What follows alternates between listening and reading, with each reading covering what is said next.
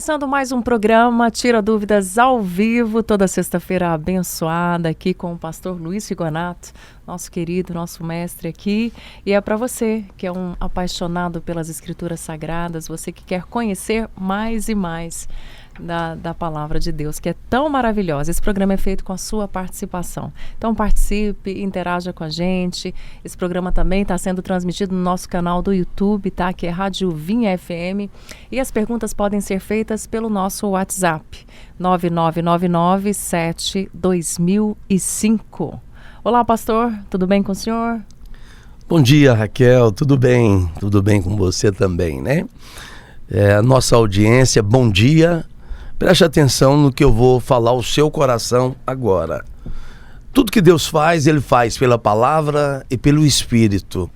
E a palavra tem um poder sobrenatural de transformação.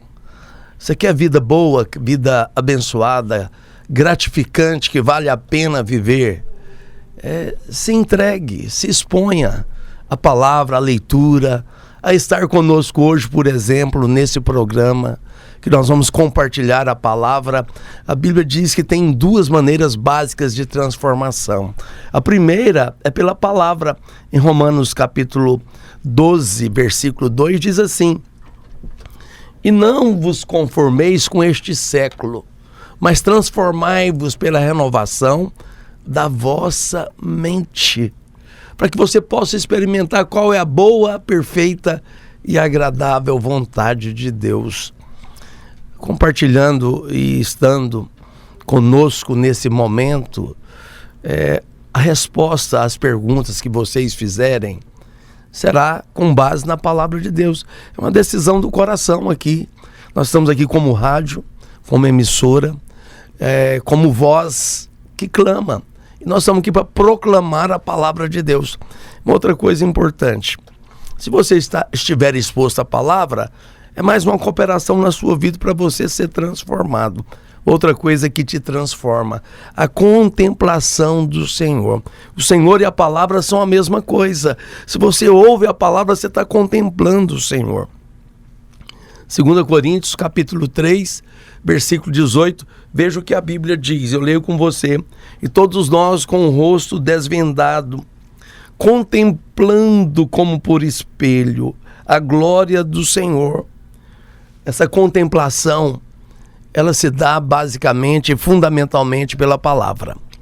E você, contemplando o Senhor na sua palavra, você é transformado de glória em glória. É como na sua própria imagem, como pelo Senhor, o Espírito. O Espírito, ele e a palavra são as maneiras pelas quais Deus age. Tudo que Deus faz é pelo Espírito e pela palavra. E outra coisa: pastor, como que eu faço para ser transformado nessa glória maravilhosa? Creia na graça. Crendo na graça, na obra redentora de Cristo, você o contempla.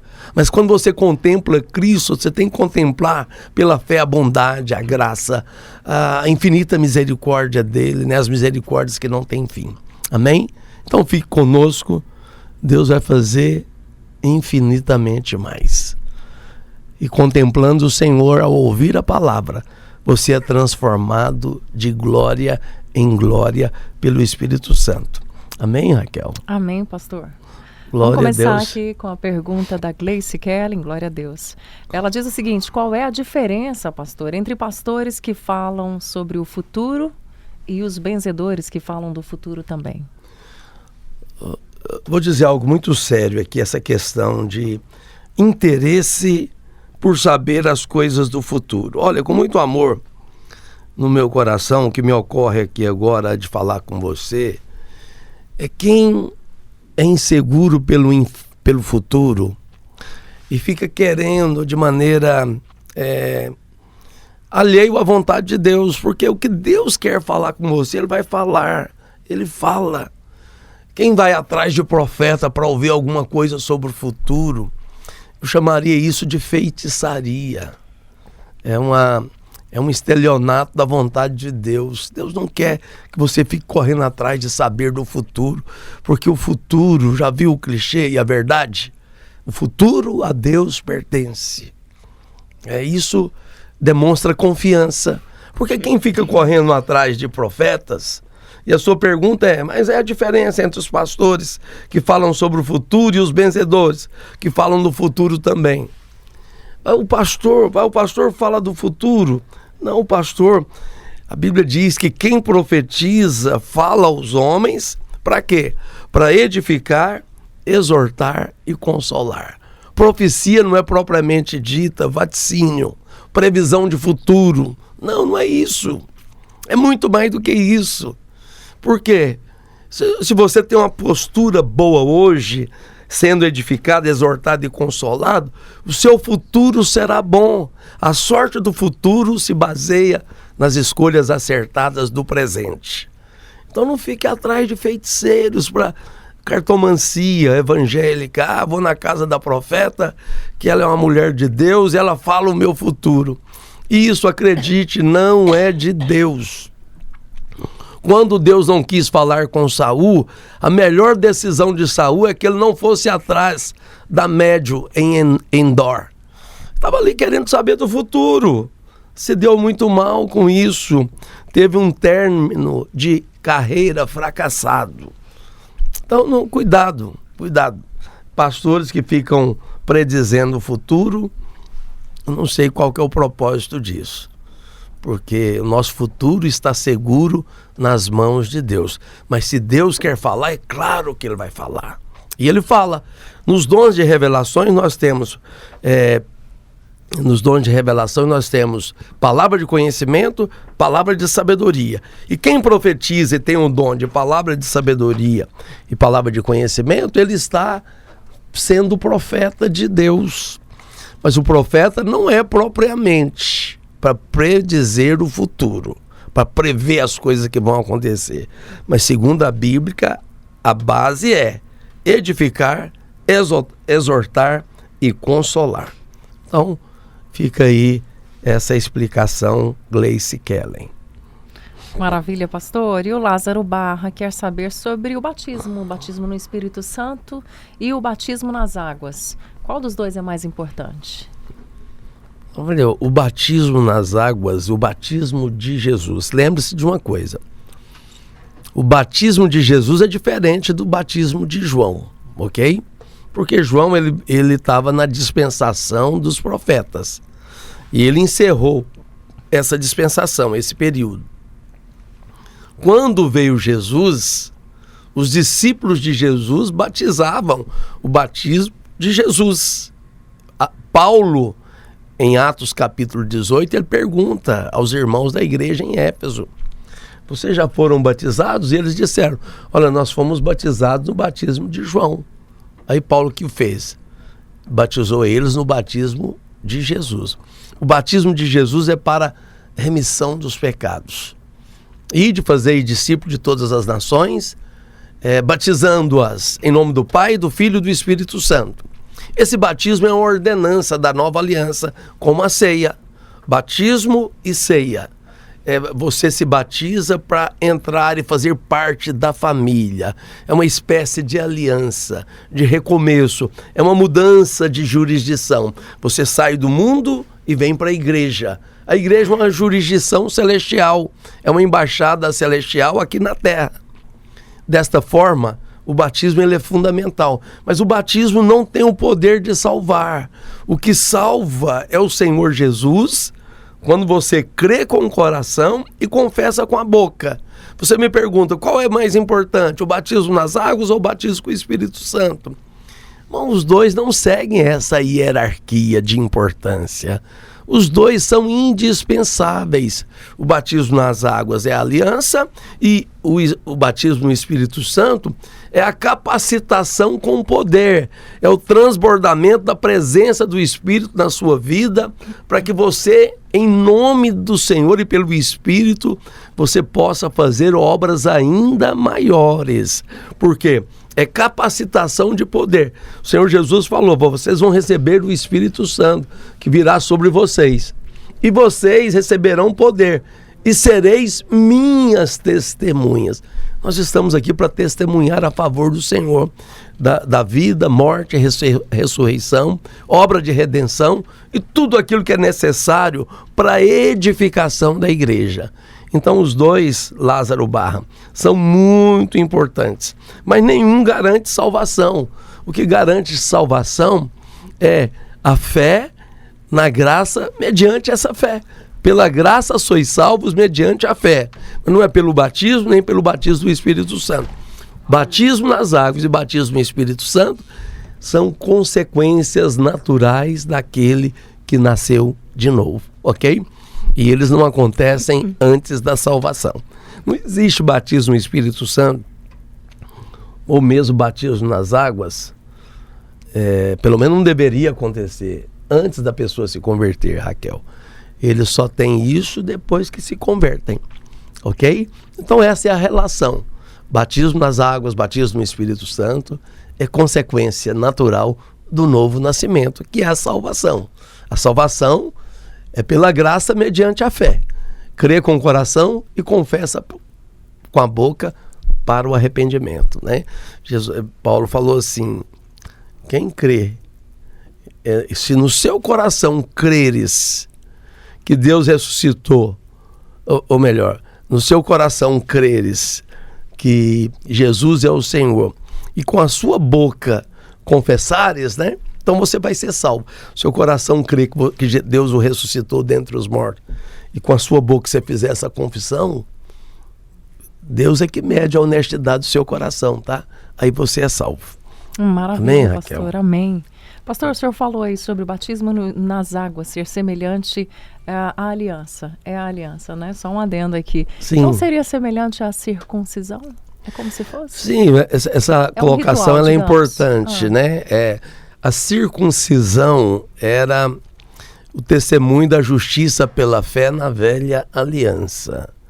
Os filhos que eram circuncidados, isso era um testemunho que aquelas pessoas estavam entrando debaixo do Deus da aliança de Abraão, Isaac e Jacó. Porque a aliança era com Abraão, mas não somente com Abraão. Por isso que a circuncisão cortava, né, o prepúcio, literalmente a pele do genital do garoto, né, da genital do garoto. Por que que era ali? Porque era para cortar fora a carne e era uma aliança com ele, com toda a sua descendência. Tem essa conotação de entendimento claro, que é no aparelho, como se diz, é no órgão sexual, porque é dali que vem a reprodução. As sementes, né? As sementes reprodutivas, né? O esperma procede dali. Então, assim, é uma aliança de Deus com Abraão e toda a sua descendência. A circuncisão era uma espécie de batismo, de cerimônia, de experiência, de introdução à vida com Deus, da velha aliança. E o batismo, ele é também uma espécie de compromisso de aliança.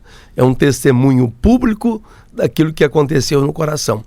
Por que o batismo? O batismo é imersão. Romanos 6 fala assim que o batismo, ele é a mesma coisa da morte de Jesus. Jesus morreu, nós morremos com ele. Ele ressuscitou, nos ressuscitou com ele. E no ato do batismo tem essa expressão, essa conotação simbólica de fé. Que nós morremos porque o Senhor morreu. Ele nos incluiu na sua morte, é o batismo. Pelo batismo nós morremos com o Senhor. Quando o batizador, né, ali, o cerimonial que está fazendo aquele batismo, ele traz a pessoa à tona, ele está ressuscitando, é uma expressão da ressurreição. O batismo é um princípio de morte, porque se quem estiver te batizando te segurar lá embaixo, qual que é o seu futuro ali embaixo? Morrer afogado. É a morte pelo afogamento. E é isso mesmo, é para representar isso. Então, mas você morre e volta. E você ressuscita. Eu leio para não ficar só nas minhas palavras, para testemunhar da verdade do que eu falo pela palavra. Ou porventura ignorais que todos nós fomos batizados em Cristo Jesus Todos nós que fomos batizados em Cristo Jesus, fomos batizados na sua morte. Fomos, pois, sepultados com ele na morte pelo batismo, para que, como Cristo foi ressuscitado dentre os mortos, pela glória de Deus, nós também ressuscitamos e agora andamos em novidade de vida. Toda sorte de provisão, toda sorte de coisas boas. E outra coisa importante, sabe, Raquel, do batismo? O batismo é mudança de jurisdição.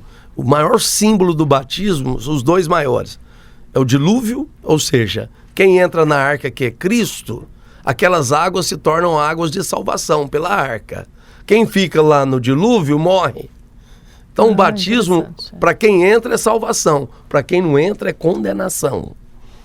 E o Mar Vermelho, eles atravessaram a pés enxutos, no meio de 2 paredões, no mar mais translúcido do planeta.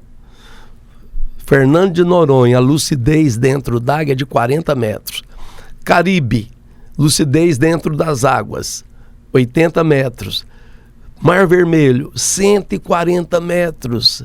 Se você tiver com um óculos apropriado, mergulhado dentro do Mar Vermelho, você enxerga até 140 metros de distância. É impressionante. Eu fico pensando naquelas crianças passando de um lado direito ao lado esquerdo, paredões gigantescos de água. Esse é o batismo. Quer dizer, eles passaram pelo Mar Vermelho, que representa o batismo. Depois do Mar Vermelho, o que Deus faz? Deus destrói Faraó. O seu batismo é a liberação do poder do diabo contra a sua vida. Deus te liberta do poder do diabo. Você muda de jurisdição e se torna completamente livre de todo acesso do diabo e ele não te toca mais. Então, considere essa importância. Em nome de Jesus. Maravilha, pastor. Olha, e para fechar o nosso primeiro bloco aqui, a gente tem uma pergunta voltada para usos e costumes, que volta e meia aparece aqui, é a da Patrícia. Ela quer saber, pastor, é pecado mulher cristã usar calça e maquiagem? Eu tô de calças de maquiagem, pastor. E aí? Eu sei que às vezes essa interpretação de usos e costumes é decorrente, né, daquilo que Pedro fala na sua primeira carta, capítulo 3.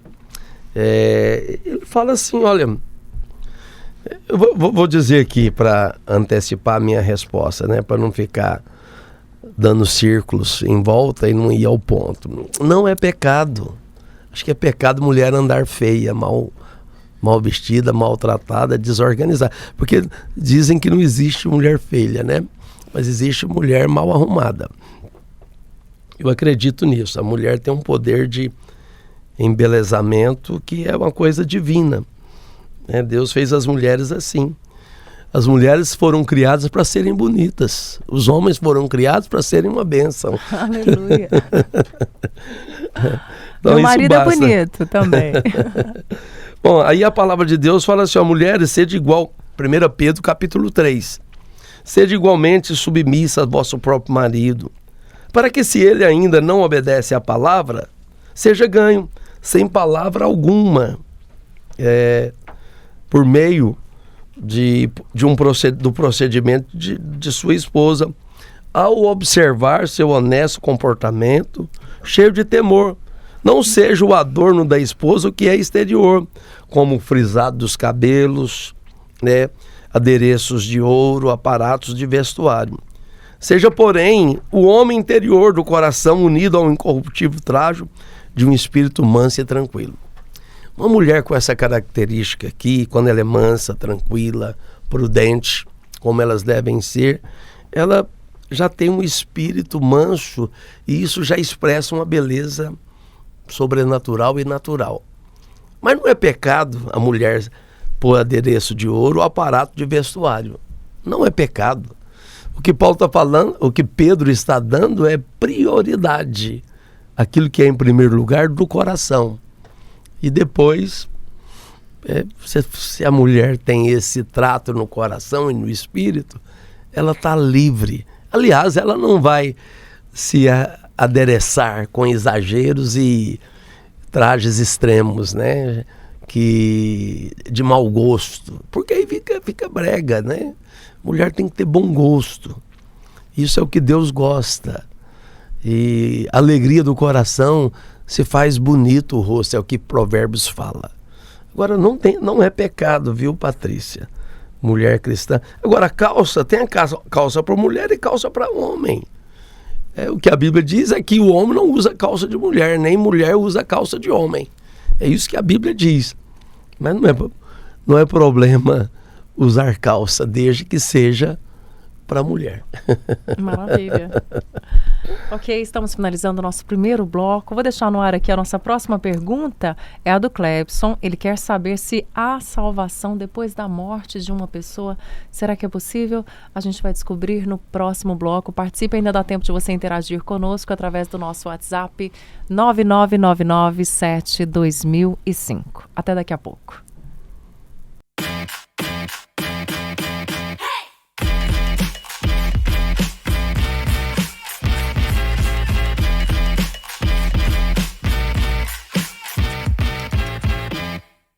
De volta ao programa Tira Dúvidas ao vivo, uma manhã muito especial. Você está participando aqui, pode continuar participando através do nosso WhatsApp 999972005. Lembrando que esse programa também é transmitido no nosso canal do YouTube, Rádio Vinha FM. Você pode assistir, pode compartilhar e ser muito edificado, tá? Tem o Instagram do pastor Luiz com Z Rigonato. Lá tem muitas perguntas respondidas também.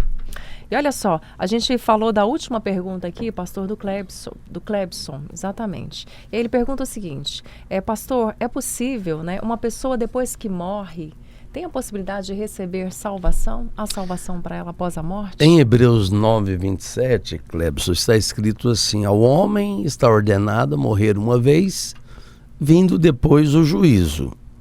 Nós subentendemos que enquanto está vivo, é o prazo limite para a salvação. Porque tem consciência e coisas assim alinhadas a esse limite de oportunidade. Mas vou dizer algo aqui, pastor, onde está escrito? O que eu vou falar está escrito. A Bíblia diz que as misericórdias do Senhor, elas vão de eternidade a eternidade. Mas se vai de eternidade a eternidade, então as misericórdias do Senhor, elas transcendem o próprio inferno. Se você estiver me entendendo, é o que eu estou falando. Todavia, nós vamos por aquilo que está escrito. E não ousamos, né, dizer que uma pessoa depois que morre, haja algum momento que ele tenha oportunidade. Por quê? O rico no inferno, em Lucas 16, ele pediu para Deus. Ele nem pediu, Deus, me salva daqui. Mas ele pediu, ele teve um espírito missionário e clamou para que Abraão enviasse o próprio Lázaro, né? Ele nem perdeu a pose de rico. Ele mandou Abraão e mandou que mandasse Lázaro lá comunicar aos seus familiares que tinham uma vida depois daquela que eles estavam vivendo e que o inferno era muito ruim, era um lugar de tormento, para que eles fossem guardados de irem para lá. Olha só, né? Ele percebeu e teve essa atitude. Isso é impressionante. Quando o inferno clama, se tivesse o clamor do inferno no coração das pessoas, muito mais gente se converteria. Agora, depois da morte, né? Essa questão, ela é decorrente, essa possibilidade de salvação, ela é decorrente da interpretação de 1 Pedro 3,18, que Cristo tenha ido para espíritos que estavam em prisão e pregado para eles. Se ele foi pregar para eles, então teve uma salvação para eles. É o que entendem. Mas vou te explicar isso. Jesus não foi em prisão pregar para presos. Ele pregou para aqueles presos através de Noé quando eles estavam vivos. É o que a Bíblia diz. Leia comigo, 1 Pedro 3,18. Pois também Cristo morreu uma única vez pelos pecados, o justo pelos injustos, para conduzir-vos a Deus, morto sim na carne, mas vivificado no Espírito. Aí ele explica quando foi que ele pregou para essas pessoas que agora estão em prisões. Ele diz aqui, olha, no qual ele foi e pregou. Quando? Quando, no outro tempo, eles foram desobedientes, quando a longanimidade de Deus aguardava nos dias de Noé, enquanto se preparava a arca, na qual, infelizmente, apenas poucas pessoas, a saber, 8 foram salvos através da água. E a longanimidade de Deus aqui é que durante 120 anos, isso foi divulgado em todos os canais de comunicação daqueles dias. Essa é a longanimidade de Deus. E eles ouviram Cristo através de Noé, porque Noé, no Espírito de Cristo, pregava e manifestava a longanimidade de Deus. Mas eles foram desobedientes e agora estão encerrados em prisões. E não tem salvação para eles, tá? Porque a promessa de Deus é que o Redentor viria e pela fé em todas as dispensações as pessoas foram salvas. Temos que aproveitar esse tempo aqui na Terra, né, pastor? Ainda falando sobre salvação, a Lara ela quer saber sobre os judeus. Os judeus serão salvos, pastor? Os judeus que crerem, sim.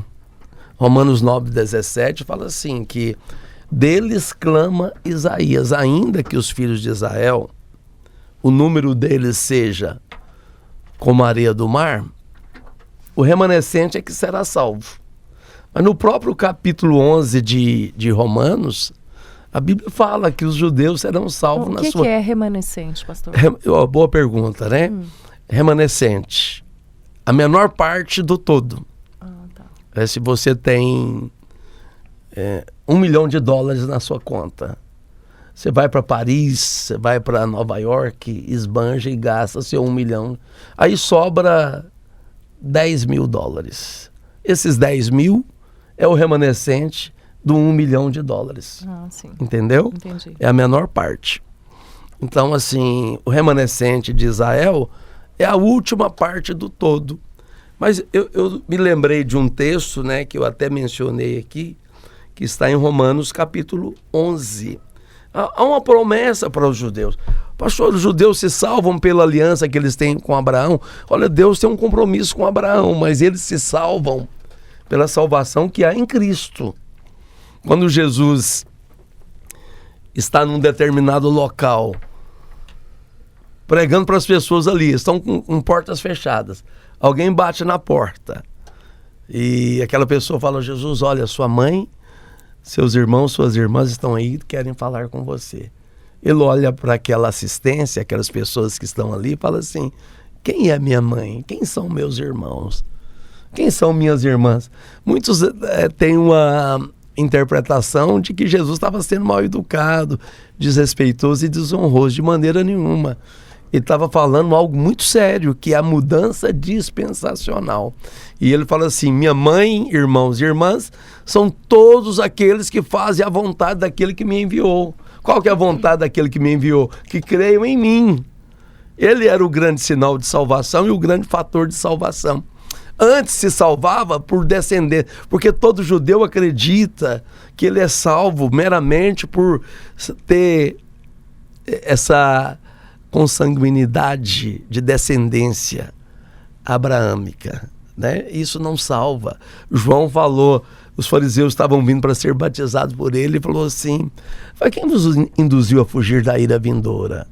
Você está achando que porque vocês são filhos de Abraão, vocês são salvos? Porque dessas pedras, Deus pode levantar filhos a Abraão. Não é Abraão que salva, quem salva é Cristo. Cristo é o caminho, a verdade e a vida, e ninguém vai ao Pai senão por ele. Então, assim, os judeus que crerem serão salvos.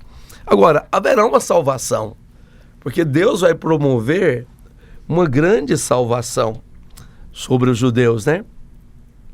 Aí diz assim, né, que quanto ao evangelho, os judeus são inimigos para a salvação dos gentios.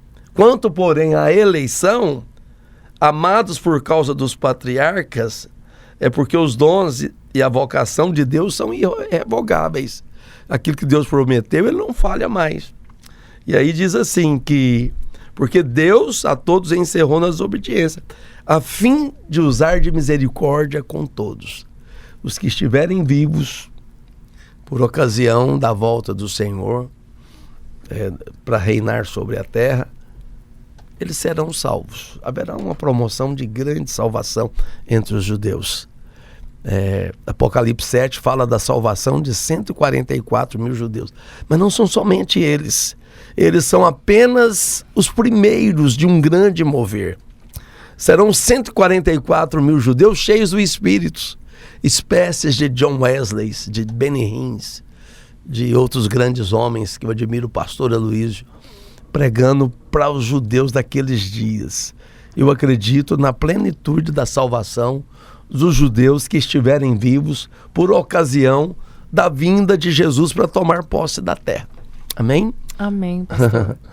Tem uma pergunta aqui diferente do Breno. Ele pergunta aqui, pastor, por que Deus valorizava tanto a terra de Canaã? Deus valorizava a propriedade privada? A propriedade privada Deus sempre valorizou. A propósito, anote isso. A terra de Canaã, ela foi adquirida por preço pago por Abraão, por Isaac, por Jacó, os filhos de Jacó. Quando a Bíblia diz que Abraão era riquíssimo, Isaac muito mais, e Jacó e os filhos, era uma família muito rica. E eles adquiriram aquela terra nos dias de Abraão. E eles foram expandindo essas terras em dimensões muito amplas. Só que em tempo de fome a terra desvalorizou. O que eles fizeram? José levou Jacó e aquelas 73 almas que desceram de Canaã para o Egito, que não era propriamente a vontade de Deus. Eles deveriam ter voltado muito antes. Mas o Egito era um lugar muito bom. Era a mesma coisa de você sair da Venezuela e ir para os Estados Unidos e vice-versa. Porque havia fome na terra. Eles foram para lá e nunca voltaram. 400 anos depois, Deus queria trazê-los de volta para aquilo que era deles. Mas 7 grandes povos haviam ocupado Canaã. E Deus é pela propriedade privada. Né? Mas Deus é comunista. Não. Se Deus é comunista, não da maneira como o Gramsci ensinou, ou o Karl Marx tenta induzir ao engano. Deus é pela prosperidade. Deus, ele ama quem trabalha e prospera. E Deus quis devolver essa terra para quem era o titular, o proprietário titular dela, que eram os descendentes de Abraão, ok? Os hebreus, eles não chegaram lá e invadiram a terra dos heveus, dos amorreus. Essas terras já eram dos hebreus. Já eram dos hebreus. Eram 7 grandes nações: heteus, amorreus, heveus, jebuseus, amonitas, amalequitas, e outros lá, outros eus. Que eram nações perversas, aliás. Era da espécie do Afeganistão hoje. Era tudo Talibã, para você entender quem eram eles. E Deus queria destituí-los para que eles não prosperassem, porque por amor às gerações futuras. Isso era amor. Hoje você vê no Talibã, as leis que o Talibã impõe àquele país, garotas de 14 anos elas são removidas da escola. E elas se tornam matrizes reprodutoras para gerar soldados. Meninas morrem, meninos são preservados com vida. É uma nação em pleno século XXI, 2023. Ainda existe essa perversidade na terra hoje. Existem povos bárbaros aqui, que não têm civilização. Deus queria ter destituído esse povo da existência para o bem das nações. E Deus ama a propriedade privada e Canaã é para esse povo. Jesus vai governar a partir de Jerusalém, ok? Então isso é importante que você saiba, é a vontade de Deus. Amém? Amém, pastor.